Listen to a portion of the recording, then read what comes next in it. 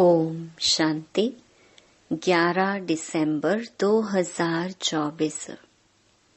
बाबा के महावाक्य। मीठे बच्चे, बाप का मददगार बन इस आयरन एजेड पहाड़ को गोल्डन एजेड बनाना है। पुरुषार्थ कर नई दुनिया के लिए फर्स्ट क्लास सीट रिजर्व करानी है। प्रश्न, बाप की फर्ज अदाई क्या है? कौन सा फर्ज पूरा करने के लिए संगम पर बाप को आना पड़ता है? उत्तर, बीमार और दुखी बच्चों को सुखी बनाना। माया के फंदे से निकाल घनेरे सुख देना, यह बाप की फर्ज अदाई है, जो संगम पर ही बाप पूरी करते हैं। बाबा कहते, मैं आया हूँ तुम सबका मर्ज मिटाने, सब पर कृपा करने। अब पुरुषार्थ कर 21 जन्मों के लिए अपनी ऊंची तकदीर बना लो। गीत। भोलेनाथ से निराला कोई और नहीं। ओम शांति। भोलानाथ शिव भगवानु वाच। ब्रह्मा मुख कमल से बाप कहते हैं, यह वैरायटी भिन्न भिन्न धर्मों का मनुष्य सृष्टि झाड़ है ना।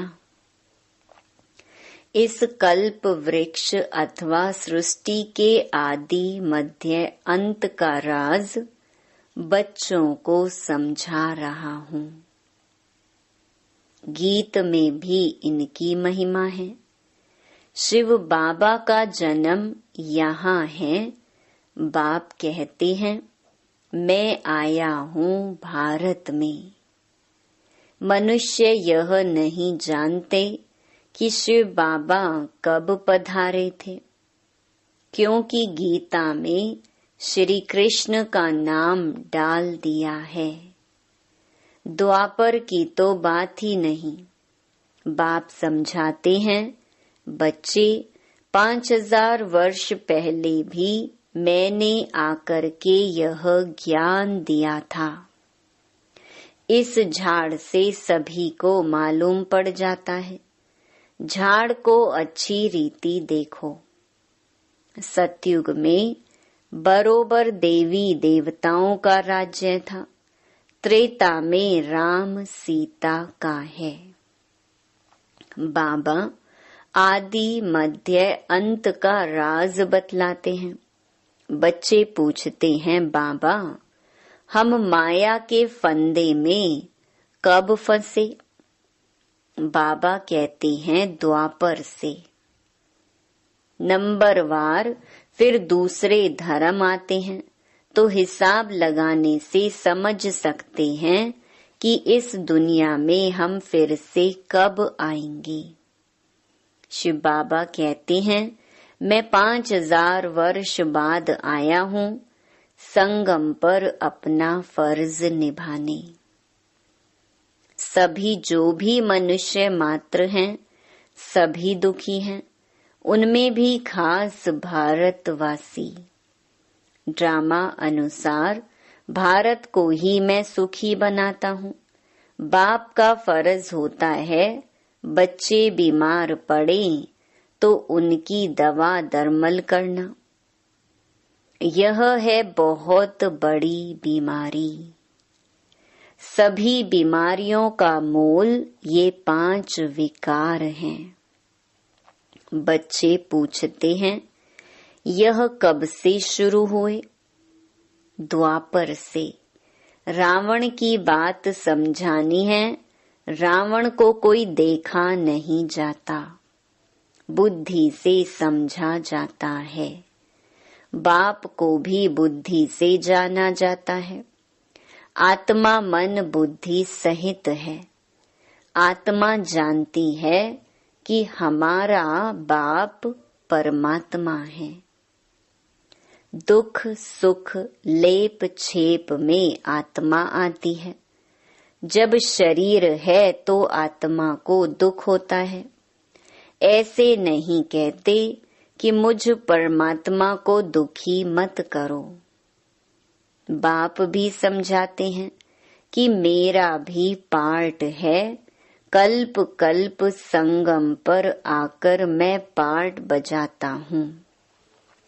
जिन बच्चों को मैंने सुख में भेजा था वह दुखी बन पड़े हैं, इसलिए फिर ड्रामा अनुसार मुझे आना पड़ता है। बाकी कच्छ मच्छ अवतार यह बातें हैं नहीं। कहते हैं परशुराम ने कुल्हाड़ा ले क्षत्रियों को मारा। ये सब हैं दंत कथाएं। तो अब बाप समझाते हैं मुझे याद करो। यह है जगत अम्बा और जगत पिता। मदर और फादर कंट्री कहते हैं ना। भारतवासी याद भी करते हैं, तुम मात पिता हम बालक तेरे। तुम्हारी कृपा से सुख घनेरे तो बरोबर मिल रहे हैं।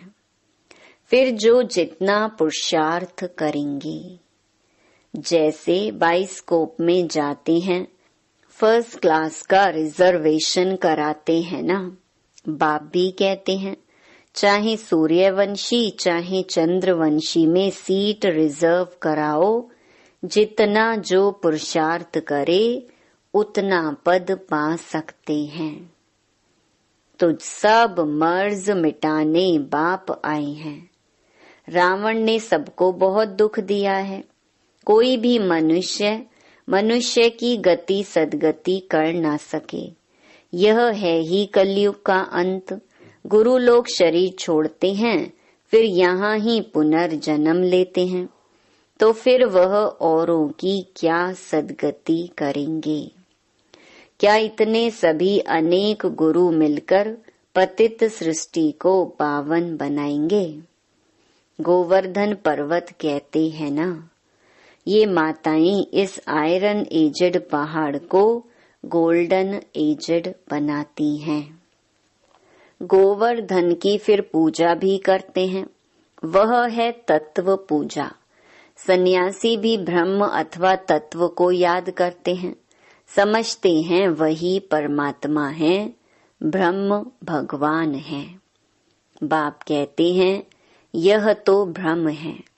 ब्रह्मांड में तो आत्माएं अंडे मिसल रहती हैं। निराकारी झाड़ भी दिखाया गया है। हरेक का अपना अपना सेक्शन है। इस झाड़ का फाउंडेशन है भारत का सूर्यवंशी चंद्रवंशी घराना। फिर वृद्धि होती है। मुख्य हैं 4 धर्म। तो हिसाब करना चाहिए कौन कौन से धर्म कब आते हैं। जैसे गुरु नानक 500 वर्ष पहले आए, ऐसे तो नहीं सिख लोग कोई 84 जन्म का पार्ट बजाते हैं। बाप कहते हैं 84 जन्म सिर्फ तुम ऑल राउंडर ब्राह्मणों के हैं। बाबा ने समझाया है कि तुम्हारा ही ऑल राउंड पार्ट है। ब्राह्मण, देवता, क्षत्रिय, वैश्य, शूद्र तुम बनते हो। जो पहले देवी देवता बनते हैं वही सारा चक्कर लगाते हैं। बाप कहते हैं तुमने वेद शास्त्र तो बहुत सुने, अभी यह सुनो और जज करो कि शास्त्र राइट हैं या गुरु लोग राइट हैं, या जो बाप सुनाते हैं वह राइट है। बाप को कहते ही हैं ट्रुथ।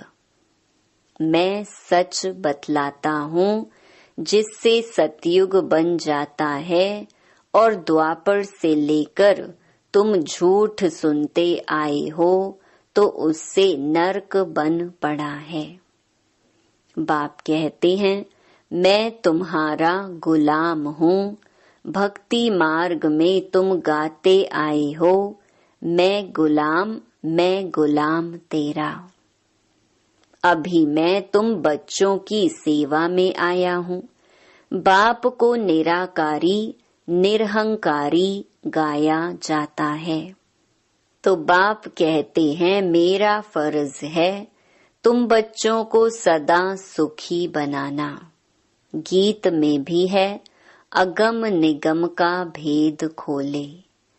बाकी डमरू आदि बजाने की कोई बात नहीं है। यह तो आदि मध्य अंत का सारा समाचार सुनाते हैं। बाबा कहते हैं, तुम सभी बच्चे एक्टर्स हो। मैं इस समय करन करावन हार हूँ। मैं इनसे ब्रह्मा से स्थापना करवाता हूँ। बाकी गीता में जो कुछ लिखा हुआ है वह तो है नहीं। अभी तो प्रैक्टिकल बात है ना। बच्चों को यह सहज ज्ञान और सहज योग सिखलाता हूँ, योग लगवाता हूँ। कहा है ना, योग लगवाने वाले, झोली भरने वाले, मर्ज मिटाने वाले। गीता का भी पूरा अर्थ समझाते हैं। योग सिखलाता हूँ और सिखलवाता भी हूँ। बच्चे योग सीखकर फिर औरों को सिखलाते हैं ना। कहते हैं, योग से हमारी ज्योत जगाने वाले। ऐसे गीत भी कोई घर में बैठकर सुने तो सारा ही ज्ञान बुद्धि में चक्कर लगाएगा। बाप की याद से वर्षे का भी नशा चढ़ेगा। सिर्फ परमात्मा व भगवान कहने से मुख मीठा नहीं होता। बाबा माना ही वर्षा। अब तुम बच्चे बाबा से आदि मध्य अंत का ज्ञान सुनकर फिर औरों को सुनाते हो। इसे ही शंख ध्वनि कहा जाता है। तुमको कोई पुस्तक आदि हाथ में नहीं है। बच्चों को सिर्फ धारणा करनी होती है। तुम हो सच्चे रूहानी ब्राह्मण, रूहानी बाप के बच्चे। सच्ची गीता से भारत स्वर्ग बनता है। वह तो सिर्फ कथाएं बैठ बनाई हैं। तुम सब पार्वतियां हो। तुमको यह अमर कथा सुना रहा हूँ। तुम सब द्रौपदियां हो। वहाँ कोई नंगन होते नहीं। कहते हैं तब बच्चे कैसे पैदा होंगे। अरे हैं ही निर्विकारी, तो विकार की बात कैसे हो सकती। तुम समझ नहीं सकेंगे कि योग बल से बच्चे कैसे पैदा होंगे। तुम आर्ग्यू करेंगे, परंतु यह तो शास्त्रों की बातें हैं ना। वह है ही संपूर्ण निर्विकारी दुनिया। यह है विकारी दुनिया। मैं जानता हूँ ड्रामा अनुसार माया फिर तुमको दुखी करेगी। मैं कल्प कल्प अपना फर्ज पालन करने आता हूँ। जानते हैं कल्प पहले वाले सिकी लधे ही आकर अपना वर्षा लेंगे। आसार भी दिखाते हैं। यह वही महाभारत लड़ाई है। तुम्हें फिर से देवी देवता अथवा स्वर्ग का मालिक बनने का पुरुषार्थ करना है। इसमें स्थूल लड़ाई की कोई बात नहीं है। न असुरों व देवताओं की लड़ाई ही हुई है। वहाँ तो माया ही नहीं जो लड़ाई। आधा कल्प न कोई लड़ाई, न कोई भी बीमारी, न दुख अशांति। अरे वहाँ तो सदैव सुख, बाहर ही बाहर रहती है। हॉस्पिटल होती नहीं। बाकी स्कूल में पढ़ना तो होता ही है। अब तुम हरेक यहाँ से वर्षा ले जाते हो। मनुष्य पढ़ाई से अपने पैर पर खड़े हो जाते हैं। इस पर कहानी भी है। कोई ने पूछा तुम किसका खाती हो, तो कहा हम अपनी तकदीर का खाती हैं। वह होती है हद की तकदीर। अभी तुम अपनी बेहद की तकदीर बनाते हो। तुम ऐसी तकदीर बनाते हो जो 21 जन्म फिर अपना ही राज्य भाग्य भोगते हो। यह है बेहद के सुख का वर्षा। अब तुम बच्चे कॉन्ट्रास्ट को अच्छी रीति जानते हो। भारत कितना सुखी था, अब क्या हाल है। जिन्होंने कल्प पहले राज्य भाग्य लिया होगा वही अब लेंगे। ऐसे भी नहीं कि जो ड्रामा में होगा वो मिलेगा, फिर तो भूख मर जाएंगे। यह ड्रामा का राज पूरा समझना है। शास्त्रों में कोई ने कितनी आयु, कोई ने कितनी लिख दी है। अनेकानेक मत मतांतर हैं। कोई फिर कहते हैं हम तो सदा सुखी हैं ही। अरे तुम कभी बीमार नहीं होते हो। वह तो कहते हैं रोग आदि तो शरीर को होता है, आत्मा निर्लेप है। अरे चोट आदि लगती है तो दुख आत्मा को होता है ना। यह बड़ी समझने की बातें हैं। यह स्कूल है, एक ही टीचर पढ़ाते हैं। नॉलेज एक ही है, एम ऑब्जेक्ट एक ही है, नर से नारायण बनने की। जो नापास होंगे वह चंद्रवंशी में चले जाएंगे। जब देवताएं थे तो क्षत्रिय नहीं, जब क्षत्रिय थे तो वैश्य नहीं, जब वैश्य थे तो शूद्र नहीं।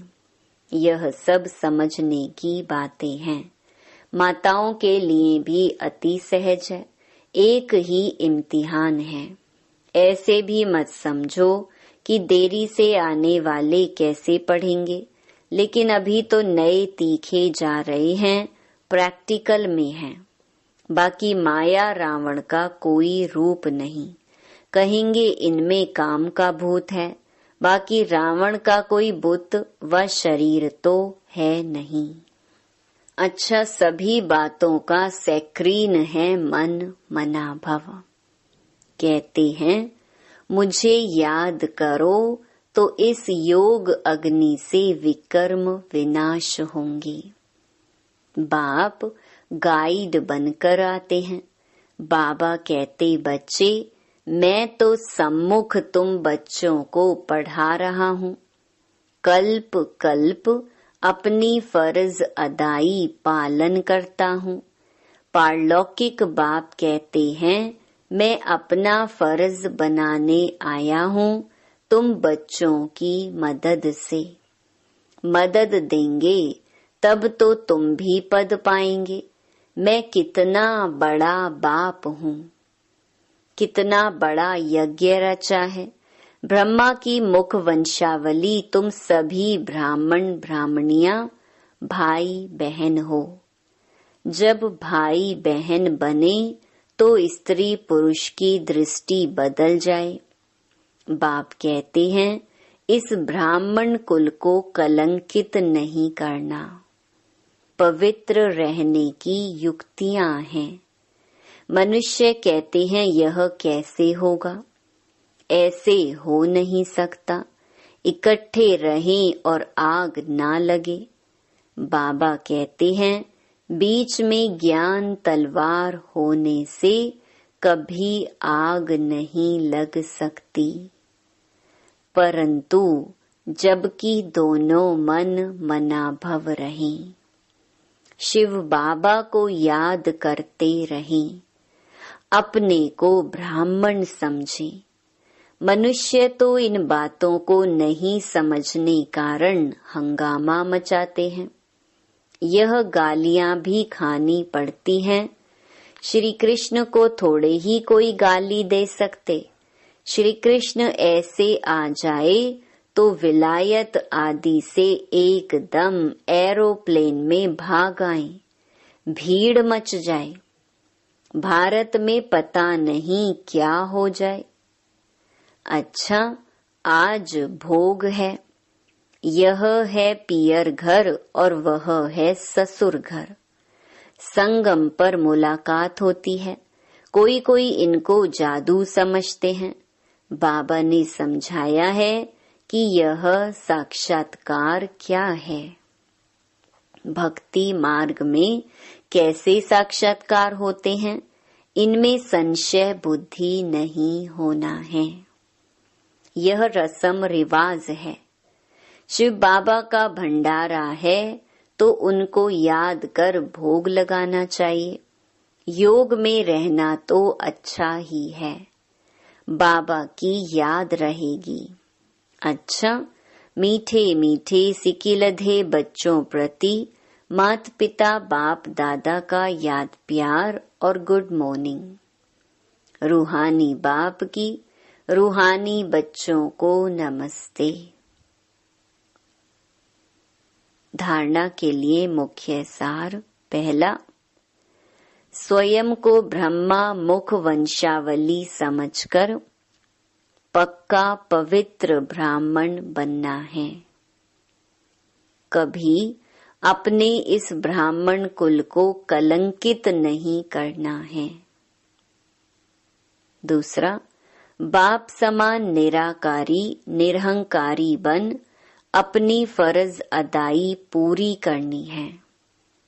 रूहानी सेवा पर तत्पर रहना है। वरदान, स्नेह की शक्ति से माया की शक्ति को समाप्त करने वाले संपूर्ण ज्ञानी भव। स्नेह में समाना ही संपूर्ण ज्ञान है। स्नेह ब्राह्मण जन्म का वरदान है। संगम युग पर स्नेह का सागर स्नेह के हीरे मोतियों की थालियां भरकर दे रहे हैं। तो स्नेह में संपन्न बनो। स्नेह की शक्ति से परिस्थिति रूपी पहाड़ परिवर्तन हो पानी समान हल्का बन जाएगा। माया का कैसा भी विकराल रूप व रॉयल रूप सामना करे तो सेकंड में स्नेह के सागर में समा जाओ। तो स्नेह की शक्ति से माया की शक्ति समाप्त हो जाएगी। स्लोगन, तन मन धन, मन वाणी और कर्म से बाप के कर्तव्य में सदा सहयोगी ही योगी हैं। ओम शांति।